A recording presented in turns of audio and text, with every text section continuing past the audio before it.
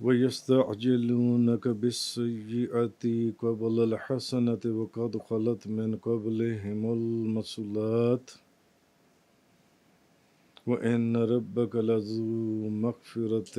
لِلنَّاسِ عَلَى ظُلْمِهِمْ وَإِنَّ رَبَّكَ لَشَدِيدُ الْعِقَابِ۔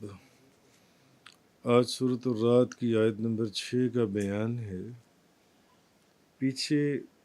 درختوں سے، پہاڑوں سے، دریاؤں سے، پھلوں سے، پھولوں سے وجود باری تعالیٰ اور اس کی توحید کے اوپر دلائل قائم کیے گئے تھے۔ اب آگے فرمایا کہ اور یہ لوگ ثواب سے پہلے عذاب کے طلبگار ہیں، اور بے شک ان سے پہلے عذاب یافتہ لوگ گزر چکے ہیں۔ تو یہ ثواب سے پہلے عذاب کے طلبگار ہیں، اور بے شک ان سے پہلے عذاب یافتہ لوگ گزر چکے ہیں، اور بے شک آپ کا رب لوگوں کے ظلم یعنی گناہوں کے باوجود ان کو بخشنے والا ہے، اور بے شک آپ کا رب ضرور سخت عذاب دینے والا ہے۔ اب اصل میں کہا یہ جا رہا ہے کہ یہ جو حق کا انکار کرنے والے ہیں، جو منکرین حق ہیں، یہ ان کی پرانی عادت ہے کہ اسلام کی حقانیت، نبی پاک صلی اللہ علیہ وسلم کی نبوت اور رسالت کی حقانیت کہ جب ان کے سامنے دلائل پیش کیے جاتے ہیں یا توحید باری تعالیٰ اور اس کی توحید کے اوپر یا اس کے وجود باری تعالیٰ کے اوپر دلائل دیے جاتے ہیں، تو یہ جب وہ دلائل دیے جاتے ہیں تو یہ غور و فکر کرنے کی بھی کوشش نہیں کرتے کہ چلو اس میں کچھ غور ہی کر لیں کہ یہ جو دلائل بیان کیے جا رہے ہیں درختوں کے، دریاؤں کے، سمندروں کے، پھلوں کے، ان کے ذائقوں کے، اس زمین کے قطعات کے، یہ جو کیے جا رہے ہیں پچھلے جو 2-3 بیانات ہیں، تو بلکہ الٹا کرتے کیا ہیں کہ اللہ تعالیٰ نے ان کے لیے جو عذاب اصل میں مقدر کر دیا ہوا ہے نا، یہ شور مچاتے ہیں کہ وہ جلدی کیوں نہیں آ رہا، وہ عذاب جن سے وہ عذاب جلدی کیوں نہیں آتا۔ تو انہوں نے اسلام کی حقانیت کی صرف ایک دلیل اپنے دل و دماغ میں انہوں نے پکی کر لی ہوئی ہے کہ ہم اس دین کو تب سچا مانیں گے اگر ہمارے اوپر فوراً عذاب نازل ہو جائے۔ میرا خیال ہے یہ اس لیے بھی یہ لوگ سوچتے تھے یہ بات جان سی ہے کیونکہ انہوں نے پرانے نبیوں کے قصے پڑھے تھے کہ ان کی قوموں کے اوپر پھر دردناک اور خوفناک عذاب نازل ہوتے تھے۔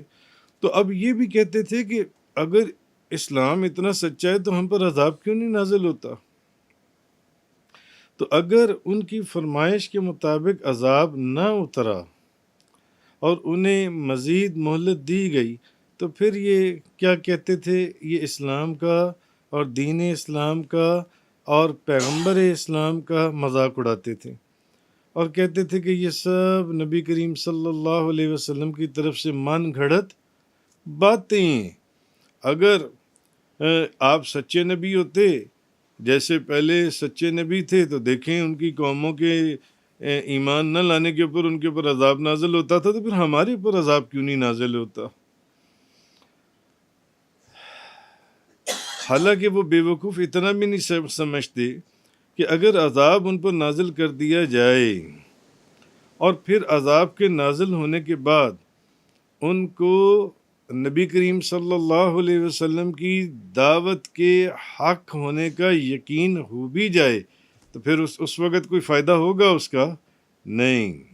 اس وقت تو عذاب کا نزول شروع ہو چکا ہوگا اور جب عذاب کا نزول شروع ہو جاتا ہے، اس کی نشانیاں آ جاتی ہیں، تو پھر وہ واپس نہیں کیا جاتا، پھر یہ سب کو تباہ و برباد کر دیا جاتا ہے۔ اگر یہ اتنی بات جانتے ہیں کہ پہلے نبیوں کے جو قومیں ان کے اوپر ایمان نہیں لاتی تھیں، ان کے اوپر عذاب نازل ہوتا تھا، تو پھر ان کو یہ بھی جاننا چاہیے کہ ان قوموں پر جب پھر عذاب نازل ہو جاتا تھا تو پھر وہ ٹلتا نہیں تھا، وہ ان کو صفحہ ہستی سے مٹا دیتا تھا، نیست و نابود کر دیتا تھا۔ تو یہ بے وقوف یا بچوں کی طرح ایک ضد کر رہی ہیں، اور یہ جو مہلت کی گھڑیاں ہم نے ان کو دی ہوئی ہیں، تو یہ بجائے اس کے کہ جو ہم بار بار دلائل اور سادی چیزوں سے دلائل، کہیں سورج سے، کہیں چاند سے، کہیں آسمانوں سے کہ بغیر ستونوں کے قائم کیا، کہیں درختوں سے، کہیں پھلوں سے، کہیں ان کے ذائقوں سے، جو پچھلا بیان گزرا تھا، ذائقوں سے کہ کس طرح ذائقے سے اللہ تعالیٰ نے یہ چیز بتائی ہے کہ، اور پھر زمین کے مختلف حصوں سے، پھر پہاڑوں کی چوٹیوں سے جو چشمے بہتی ہیں، تو اگر یہ ان دلائل کے اوپر جو ان سے غور نہیں کرتے، کاش یہ ان دلائل کے اوپر غور کرتے اور اپنے سینوں کو اللہ کے نور سے منور کر لیتے جو ان سی ہیں۔ تو ان سے پہلے بھی کئی قومیں جو ان سی ہیں وہ گزر چکی ہیں، جنہوں نے اسی جو حماقت یہ لوگ کرنے لگے ہیں، انہوں نے بھی وہی حماقت کی ہے، اور وہ بھی بعض ایسی قومیں تھیں جن کا آپ ذکر پڑھ رہے ہیں پیچھے بڑا تفصیل سے، جو عذاب کا مطالبہ کرتی تھیں۔ وہ کہتی تھی اگر آپ سچی ہو تو پھر لاؤ عذاب جو ان سے ہے۔ اور نزول عذاب کو، کہ اللہ کی طرف سے عذاب کا نازل ہونا، وہ اس کو نبی کی صداقت کا معیار قرار دیتے تھے کہ جہاں عذاب نازل ہوگا اس کا مطلب ہے کہ نبی سچی ہیں۔ ان کی بے وقوفی کی، حماقت کی، نادانی کی انتہا تھی، اور یہ بھی وہی حرکتیں کر رہی ہیں۔ تو ہم نے ان پر ان کی جب خواہش کے مطابق اور اصرار کے مطابق جب ہم نے عذاب بھیج دیا، تو پھر ہم نے ان کو تباہ و برباد کر دیا۔ تو یہ لوگ اگر وہاں اتنا سوچتے ہیں تو پھر یہ کیوں نہیں سوچتے کہ ان کا جو عبرتناک انجام ہوا تھا، کہیں وہی عبرتناک انجام ان کا بھی نہ ہو جائے؟ تو کیا یہ بھی بے چین ہے کہ پہلے جو تباہ ہونے والے لوگ ہیں انہی کی عادت کو یہ اپنائے ہوئی ہیں، اور ان کو یہ نہیں پتا کہ اگر ہم ان کو بھی تباہ و برباد کر دیں تو کیا ہوگا؟ تو اے محبوب، آپ کا جو پروردگار ہے وہ اپنے بندوں کے اوپر بڑا شفیق ہے، اپنی مخلوق کے اوپر، اور عذاب بھیجنے میں کوئی جلدی نہیں ہے۔ اس کی مغفرت کا دامن بڑا وسیع ہے، بڑا وسیع ہے اس کی مغفرت کا دامن جان سے۔ بندے نافرمانی کرتے ہیں، قصور کرتے ہیں، غلطیاں کرتے ہیں، کفر و شرک پر اڑے رہتے ہیں، فسق اور فجور کی انتہا کر دیتے ہیں، لیکن وہ پھر بھی کیا ہر ایک کے اوپر فوراً عذاب نازل کر دیتا ہے؟ نہیں،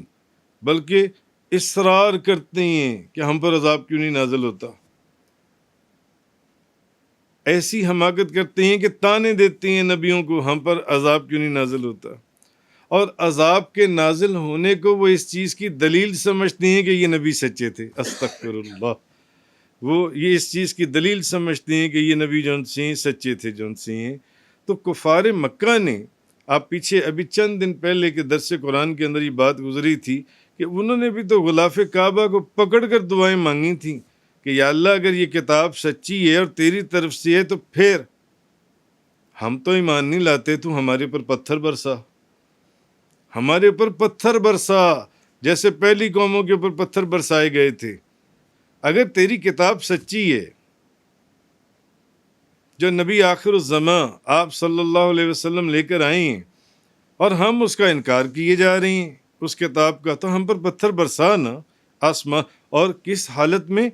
غلاف کعبہ کو پکڑ کر یہ قسمیں دیتے تھے۔ تو پھر اللہ تعالیٰ، آپ کو یاد ہوگا وہاں یہ گفتگو ہوئی تھی کہ اللہ تعالیٰ نے ان کے اصرار کے باوجود ان پر عذاب نہیں اتارا، اور فرمایا ما کان اللہ لیعذبہم وانت فیہم۔ محبوب، یعنی ان بے وقوفوں کو نہیں پتا، لیکن جب تک آپ ان کے اندر موجود ہیں میں ان کے اوپر عذاب کیسے نازل کروں؟ جب آپ ان کے اندر موجود ہیں تو میں ان کے اوپر عذاب کیوں کر نازل کروں جون سے؟ ہاں یہ ایک علیحدہ بات ہے کہ جب انکار کی یا اس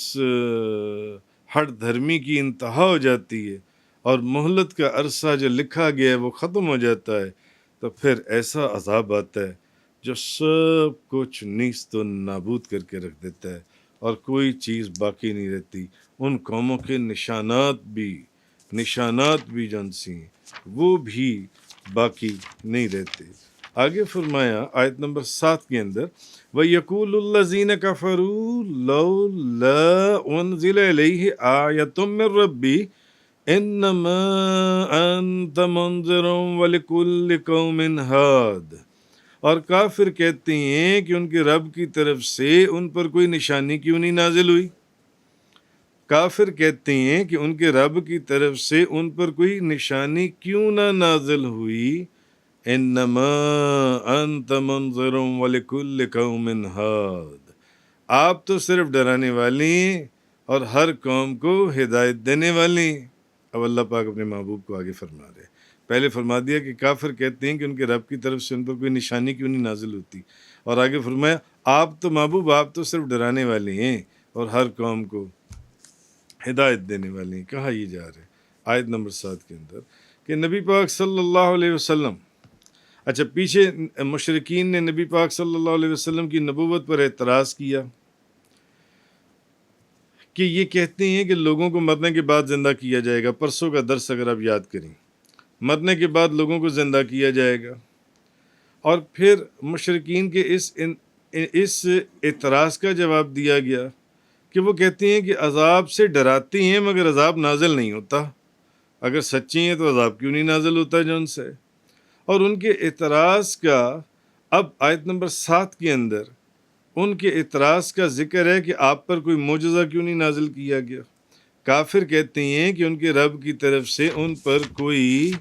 نشانی کیوں نہ نازل کی گئی۔ وَيَقُولُ الَّذِينَ كَفَرُوا لَوْلَا أُنزِلَ إِلَيْهِ آيَةٌ مِّن رَّبِّهِ، کافر کہتے ہیں کہ ان کے رب کی طرف سے ان پر کوئی نشانی کیوں نہیں نازل ہوئی۔ تو نبی کریم صلی اللہ علیہ وسلم پر جو قرآن پاک نازل کیا گیا، قرآن مجید، وہ بذات خود اس کائنات کے اندر ایک عظیم معجزہ ہے۔ نبی پاک صلی اللہ علیہ وسلم جو قرآن نازل کیا گیا وہ ایک بہت عظیم معجزہ ہے۔ یہ کہتی ہیں کہ آپ کے اوپر قرآن کیوں نہیں نازل کیا گیا؟ جب اتنا عظیم معجزہ نازل کیا گیا ہے، پھر وہ کیوں کہتے تھے کہ آپ پر کوئی معجزہ نازل نہیں کیا گیا؟ کیوں کہتی ہیں؟ اصل میں بات یہ ہے کہ ان کے کہنے کا مقصد یہ تھا، حالانکہ وہ اتنا عظیم معجزہ نازل کیا گیا پھر بھی کہتے ہیں کہ آپ پر کوئی معجزہ نہیں نازل کیا گیا۔ اصل میں ان کا کہنا یہ تھا کہ ہمارے فرمائشی معجزے جو ہم مانگتے ہیں وہ کیوں نہیں نازل کیا گیا؟ فرمائشی معجزہ، اب ہر بندہ اپنا اپنا فرمائشی معجزہ مانگتا تھا، کوئی کچھ کہتا تھا، کوئی کچھ کہتا تھا۔ تو اب سورہ بنی اسرائیل میں ان کے فرمائشی معجزوں کا ذکر ہے جو پہلے کئی مرتبہ گزر چکا ہے۔ مثلا وہ کہتے تھے کہ ہم آپ پر اس وقت تک ایمان نہیں لائیں گے یہاں تک کہ آپ ہمارے لیے زمین سے کوئی چشمہ جاری کر دیں جو دریا بن کر ساتھ چلے، یا آپ کے لیے کھجوروں اور انگوروں کے باغ لگ جائیں، راتوں رات کھجوروں اور انگوروں کے باغ لگا دیے جائیں، اور پھر وہ باغ بھی ایسے ہوں کہ ان باغوں کے اندر راتوں رات دریا بہہ رہے ہوں، یا پھر ہم آپ کے اوپر اس وقت تک ایمان نہیں لائیں گے، ہمیں معجزہ چاہیے، آسمان کو ٹکڑے ٹکڑے کر کے ہمارے اوپر گرا دیا جائے، آسمان کو ٹکڑے ٹکڑے کر کر ہمارے اوپر گرا دیا جائے۔ آپ یا اگر یہ بھی نہیں کرنا کہ وہ راتوں رات جون سے انگوروں اور کھجوروں کے باغ اور ان کے اندر دریا اور پھر آسمان کو ٹکڑے کر کر ہمارے اوپر جون سے گرا دیا جائے، یا پھر اگر معجزہ دکھانا ہے تو پھر معجزہ یہ دکھائیں کہ آپ فرشتوں کو اور اللہ کو ہمارے سامنے ظاہر کر دیں تاکہ ہم دیکھیں کہ یہ فرشتے بیٹھے ہوئے ہیں، یہ اللہ بیٹھا ہوا ہے۔ آپ ہمارے سامنے اللہ کو لے آئیں اور فرشتوں کو لے آئیں، جون سے بے حجاب لے آئیں۔ یا پھر یہ کہ آسمان کے ساتھ کوئی سیڑھی لگا کر آسمان پر چڑھ جائیں، یعنی ہم آپ کو دیکھیں آپ آسمان کے اوپر سیڑھی کے اوپر چڑھ لیں جو ان سے، مگر اتنے ہٹ دھرم اور بدبخت تھے کہ آگے پھر کہتے تھے کہ ہم پھر بھی آپ پر ایمان نہیں لائیں گے، ہم پھر بھی، سورہ بنی اسرائیل آیت نمبر 90-93 کے، ہم پھر بھی ایمان نہیں لائیں گے یہاں تک کہ آپ ہم پر ایک کتاب نازل کر دیں جس کو ہم خود پڑھیں، ہمارے سامنے کتاب نازل ہو جائے جو ان سے۔ تو اصل میں جو اس آیت کے اندر کہا گیا نا کہ کافر کہتے ہیں کہ ان کے رب کی طرف سے ان پر کوئی نشانی کیوں نہیں نازل، بھئی نشانیاں تو یہ کئی دیکھ چکے تھے، چاند کے 2 ٹکڑے ہونا، پتھروں کا کلمہ پڑھنا، درختوں کا زمین چیرتے ہوئے آ جانا، بے شمار معجزات یہ حضور کے دیکھ چکے تھے، مگر اصل بات جو یہاں کہی جا رہی ہے کہ یہ اپنے فرمائشی معجزوں کا ذکر کر رہے ہیں کہ ہم نے جو فرمائشی معجزے مانگے تھے وہ کیوں نہیں نازل ہوتے، جو سے وہ کیوں نہیں دکھاتے۔ تو پہلی بات تو یہ ہے کہ اگر ان کی فرمائشوں کو پورا کر بھی دیا جاتا، اور کیا گارنٹی تھی کہ یہ اس کے بعد کوئی اور معجزہ نہ مانگتے، اتنے معجزے دیکھنے کے بعد بھی یہ کہہ رہے تھے کہ ہمیں آپ معجزے دکھائیں، تو پھر وہ اور معجزوں کی فرمائش کرتے اور ان کا یہ سلسلہ کبھی ختم نہ ہوتا، یہ اور معجزے مانگتے۔ تو اللہ تعالیٰ کی یہ ایک سنت رہی ہے پچھلی قوموں کے اندر، آپ پیچھے اس بات کو بڑا تفصیل سے پڑھ آئی ہیں کہ جب کافروں کی قوم کسی معجزے کا مطالبہ کرتی اور ان کو وہ معجزہ دے دیا جاتا، اب یہ بھی دیکھیں اللہ کی کتنی حکمت اور کتنی رحم اور کرم کی بات تھی کہ نبی پاک صلی اللہ علیہ وسلم کا صدقہ اور طفیل کہ کافروں کی ہر خواہش کو پہلی قوموں کی طرح قبول نہیں کیا گیا، کیونکہ اس کے اندر ان کافروں کا اپنا نقصان تھا۔ تو اللہ کی یہ سنت رہی ہے کہ جب کافروں کی قوم کسی معجزے کی فرمائش کرتی اور ان کو وہ معجزہ دے دیا جاتا اور وہ پھر بھی ایمان نہ لاتے، تو پھر یہ اللہ کی سنت رہی ہے کہ کافروں کے مطالبے پر ان کا مانگا ہوا معجزہ ان کو دے دیا گیا اور وہ پھر بھی ایمان نہیں لائے، تو پھر یہ اللہ کی سنت رہی ہے کہ اللہ ان کو صفحہ ہستی سے نیست و نابود کر دیتا تھا،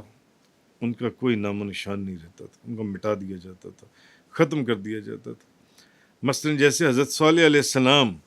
کی قوم نے یہ مطالبہ کیا تھا کہ آپ چٹان سے جو ان سے ایک اونٹنی نکال کر دکھائیں جو ان سے،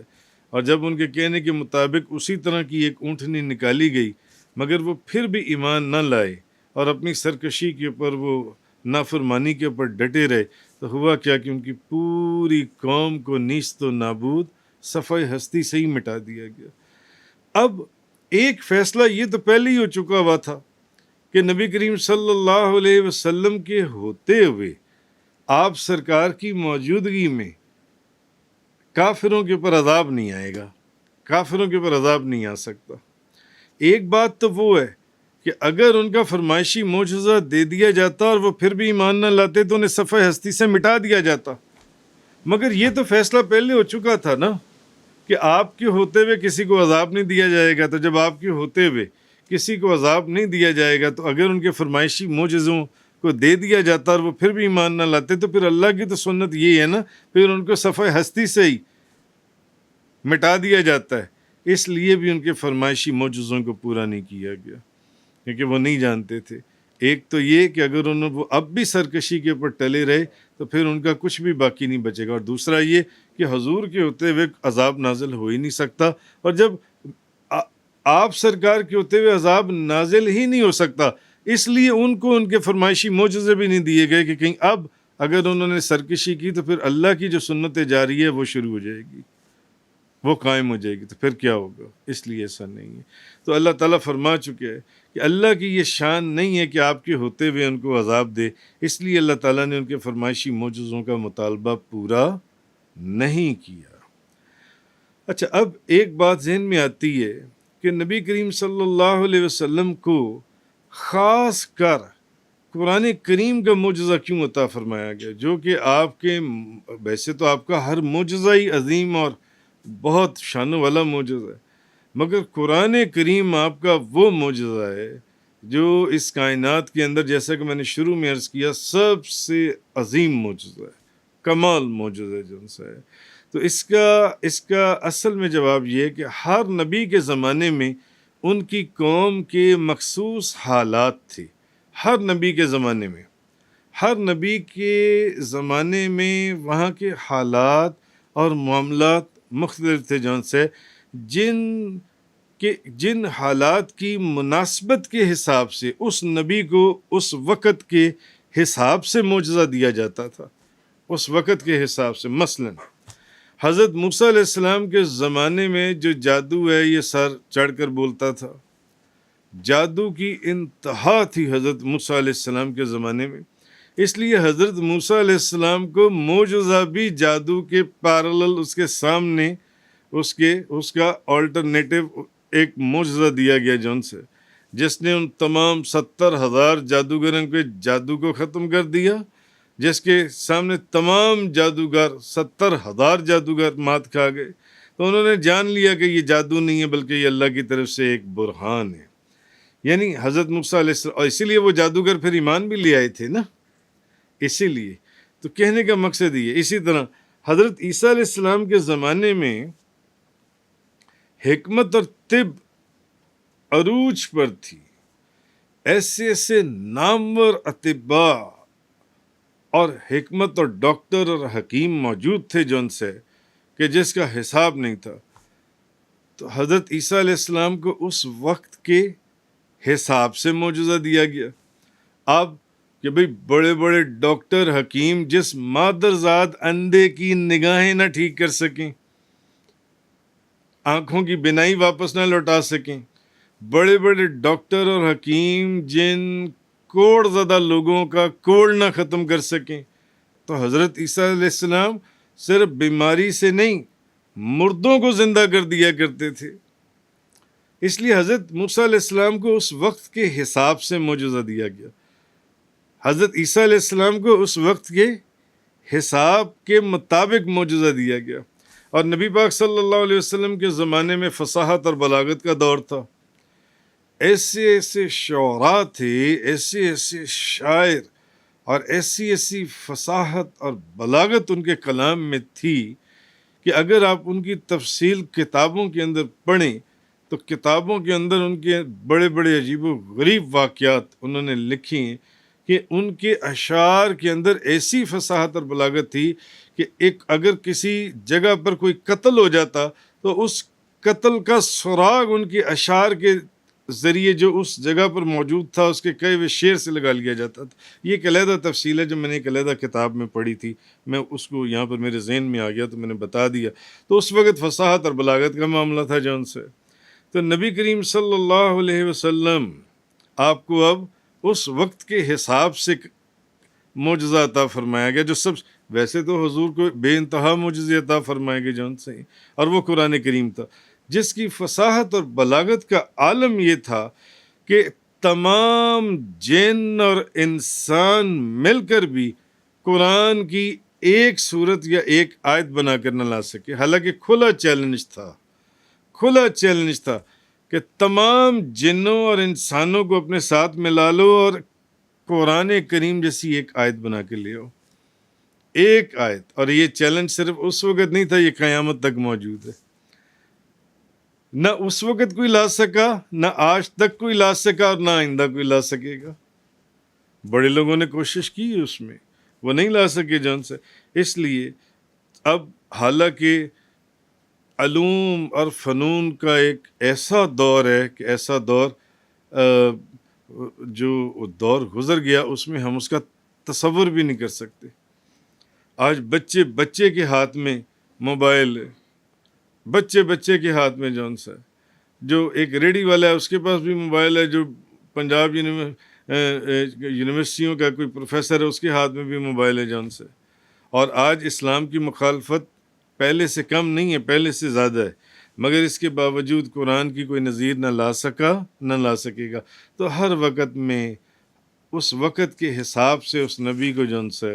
وہ معجزہ دیا جاتا تھا. اس کے بعد اللہ پاک نے فرمایا کہ آپ صرف ڈرانے والے ہیں اور ہر قوم کو ہدایت دینے والے ہیں. تو مشرکین جو قرآن مجید اور آپ کے معجزات کا انکار کرتے ہیں، اس کی وجہ سے آپ اپنے دل کو رنجیدہ یا آپ غم زدہ یا آپ رنج محسوس نہ کریں۔ آپ کا کام صرف اللہ کے عذاب سے ڈرانا ہے۔ آپ تو صرف ان کو اللہ کے عذاب سے ڈرائیں، اور ان کے ایمانوں میں، ان کے سینوں میں ایمان کا پیدا کرنا، یہ آپ کا کام نہیں ہے۔ آپ کا کام ان کو ایمان کی طرف لانا ہے، اس کی دعوت دینا ہے، ان کو ڈرانا ہے، ان کے سینوں کے اندر ایمان کا پیدا کرنا جو ان سے ہے، یہ آپ کا کام نہیں، یہ اللہ تبارک و تعالیٰ کا کام ہے کہ وہ کس کے سینے میں ایمان کو پیدا کرتا ہے جو ان سے۔ تو ہر قوم میں ہدایت کو سینوں کے اندر پیدا کرنے والا اللہ تبارک و تعالیٰ ہے۔ آپ کا کام صرف عذاب سے ڈرانا ہے۔ محبوب، آپ اپنے دل کو غم زدہ نہ کریں اگر یہ لوگ آپ کے معجزات کا انکار کرتے ہیں اور پھر فرمائشی معجزات کرتے ہیں۔ ہدایت جون سی ہے، آپ کا کام ہدایت کی دعوت، ہدایت کا پیغام دینا ہے۔ ہاں، ان کے دلوں میں ہدایت یا ایمان کا چراغ جلانا وہ ہمارا کام ہے، وہ ہماری مرضی ہے، جس کے دل میں جلانا ہے وہ ہم جلائیں گے۔ وہ آخر الدعوانا ان الحمدللہ۔ تفسیر قرآن کا یہ لیکچر انگلش میں سننے کے لیے براہ کرم ڈسکرپشن میں موجود لنک پر کلک کریں۔